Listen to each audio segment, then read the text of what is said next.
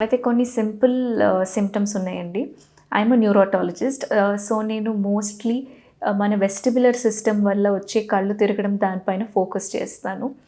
Typically ఈ patients problems ఏముంటాయండి, వీళ్ళెలా అంటే ఒంగినప్పుడు వీళ్ళకి కళ్ళు తిరగడం, లేకపోతే పైకి చూసినప్పుడు కళ్ళు తిరగడం, సడెన్ హెడ్ మూవ్‌మెంట్ ఇచ్చినప్పుడు కళ్ళు తిరగడం, మీరు బెడ్‌లో పడుకున్నప్పుడు ఒక సైడ్ నుంచి ఒక సైడ్‌లో తిరిగినప్పుడు కళ్ళు తిరగడం, ఇవన్నీ వెరీ టిపికల్ ఫీచర్స్ అండి. బీపీపీవీ అని ఒక ప్రాబ్లమ్ ఉంటుంది.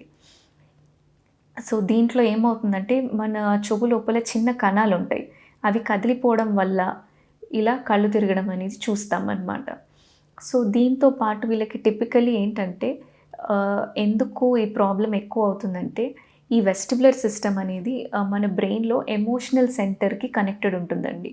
సో, ఏంటంటే మీ లైఫ్‌లో ఏదైనా స్ట్రెస్‌ఫుల్ ఈవెంట్ అవ్వచ్చు, లేకపోతే ఏదైనా టెన్షన్ సిట్యుయేషన్ ఉండొచ్చు, లేకపోతే ఏదో విషయంలో మీరు ఎక్కువగా ఆలోచించినప్పుడు, ఆ ఎమోషనల్ ప్రెషర్ వల్ల ఏమవుతుందంటే, మీ పెరిఫెరల్ బ్యాలెన్స్ డిసార్డర్ అనేది ట్రిగ్గర్ అవుతుంది.